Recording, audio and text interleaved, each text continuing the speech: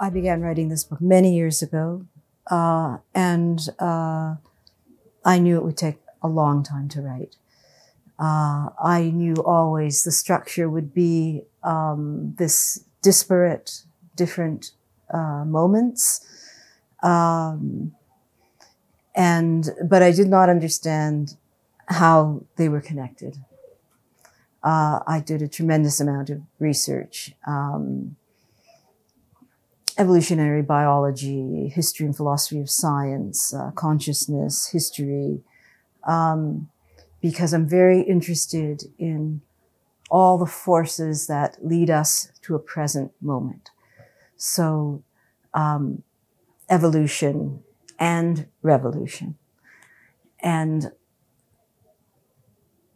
we are used to talking about history in terms of events and actions, but this book wants to assert a different value or a different measure for history, one of our inner lives, what we aspire to, what our ideals are, what we value, what we believe, because history is not just events or actions. History is also terror, error, despair. It is grief, and that is inextricable. The inner life is what is history too. So the forces that lead us to a present moment are things that we choose, but also beyond our choosing. And so again and again and again, the book dives in and surfaces in a moment, dives down decades later, different characters, different place, surfaces again at different moment. But soon we begin to understand how they are connected. And this book wants to assert a value for what cannot be proven. It begins in the First World War. It goes back to the late 1800s, the early years of the last century, at the beginning, near the beginning of the book. And this is very much for a reason. And that is when science began to manipulate the invisible world. Atoms, the cloud chamber, X-rays, quantum world. And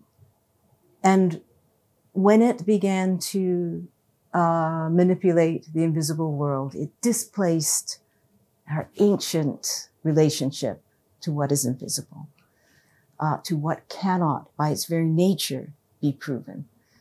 And this book says there's a value to what cannot be proven. So also we conflate science and technology, but they are separate.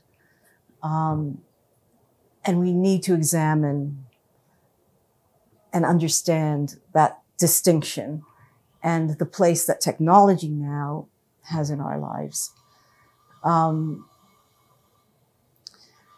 Just because something can't be proven does not mean it does not exist. Even in the encounters between characters, you will have a moment of tremendous importance to a character, which another character cannot see or doesn't see. It's inner, it's invisible, but it profoundly changes that person's life. Just because we can't see it doesn't mean that it does not have an incredible effect. And history works this way too. So again and again, we come up to those moments, and it's also exploring this idea of a limit, because the word limit immediately says there's something beyond the limit. Anything that is a limit or an edge, by very definition, there's something beyond it.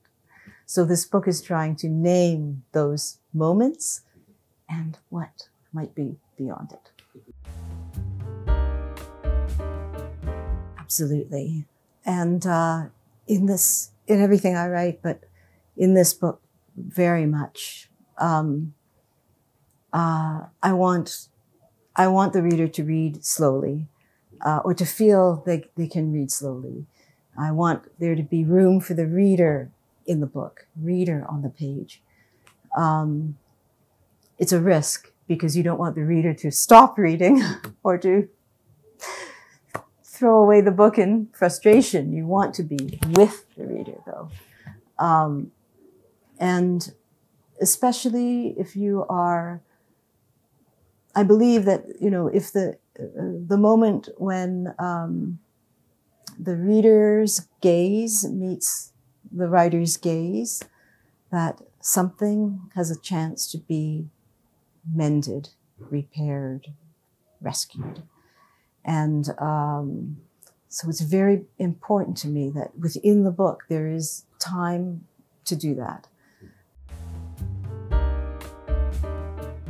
This book, there's a line that says, nothing enrages the tyrant more than hope. When I research a book, I am questioning all my assumptions to the limit. And that is it takes years, and it is a very harrowing process, because when you are questioning your own assumptions that way, you never know if you will come out the other side with any sort of redemption, belief, hope. But it's very, very important to me, because what you are left with is something you can trust, and only then give to a reader. And I want it to be a kind of hope that you can trust with your life. For me, myself, is very important. I want to know how to live. I want to know how my own hope can be my resistance, because our hope must be our resistance now. We are not helpless. And this book, if anything, is trying to say, history wants to tell us, what goes on here doesn't matter. This book says, no, it matters. It is central to what matters. And science may want to say, this is the world. But no, science by its very nature, there are certain questions that are inadmissible to the scientific process. We have to say that those questions have value. So we must feel the truth of those things that these great forces are telling us to disregard. And everything that I write is a kind of witnessing against disregard, against disrespect, against dispossession, against amnesia of every kind. Very important to me that whatever I am offering to the reader is something that I have questioned to the limit and that I feel I can trust. Whether you write as a poet or a novelist, if you have 10 lines to say what you want to say, or 450 pages, I feel you must not waste a word. And that is out of respect for the reader. And it is also because you are trying to say again and again what is hardest to express. And you cannot, if you're trying to express an abstraction, you cannot speak in abstractions. You must speak in the concrete, in the physical. Also, the more unanswerable, the more abstract something is to express, the more precise you have to be. So for me also, because I am bringing us to moments often that are maybe moments that are hard to look at, not only because of the horror of an event, but maybe the beauty of an event. Or maybe a moment just before we want to turn away. Again and again, I want to be with the reader at that precipice where we are looking together. And so the language must do that. You can write about the horror of history with brutal language, ugly language, but that's a lie, because we cannot recreate that horror. Impossible. So we need another language to bring us as close as we can to be able to look and not to think and to feel at the same time, because that's when we are changed, when there is both the idea and the emotion. I will mention W.G. Sebald's Austerlitz, which is a tremendous book. You enter into it almost as a dream, but it is not a dream. It is the world we live in.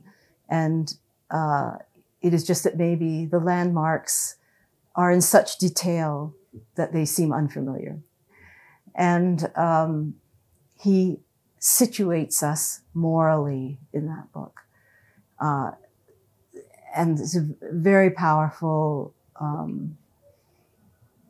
very powerful.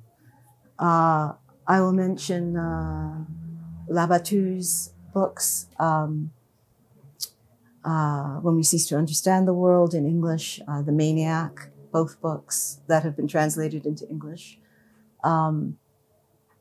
for his uncompromising sense of the role of science and technology now. I think they are structurally very interesting. I think they are, they do not turn away from the most profound implications of how we are living now within this technological world. One more book that I read when I was, I think maybe 14, which is Shakespeare's King Lear. And I was staggered by his faith in language, because the whole kingdom, the world, the political world, the domestic world, everything is toppled by a sentence. One could say toppled by a word. And at the end, the redemption, the restoration, again, a word. And it seemed to me incredible that he could so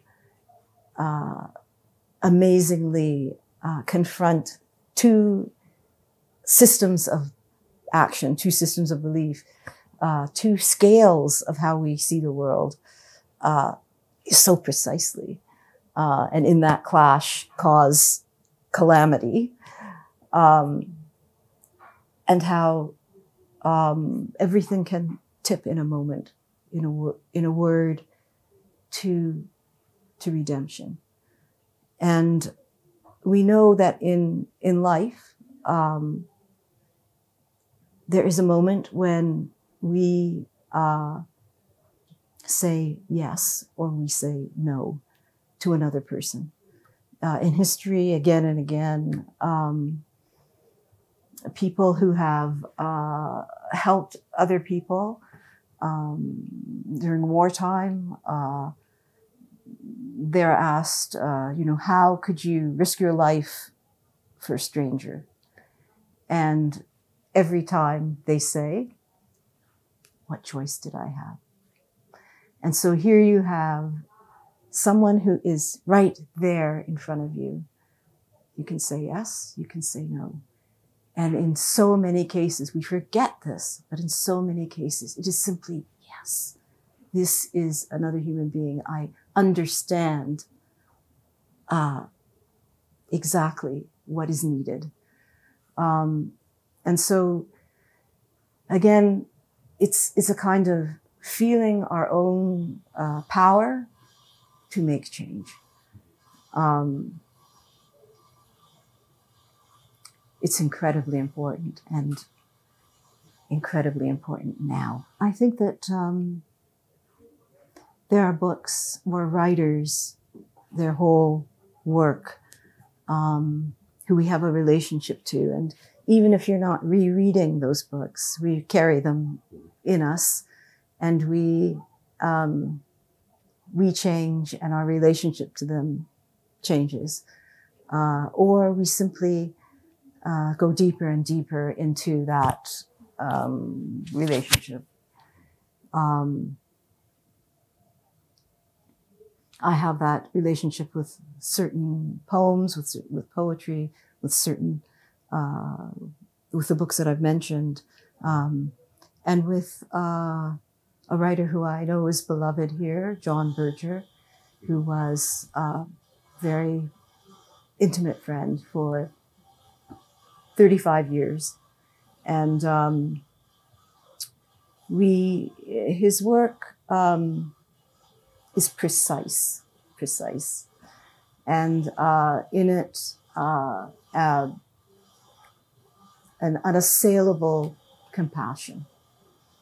And that compassion gives me courage.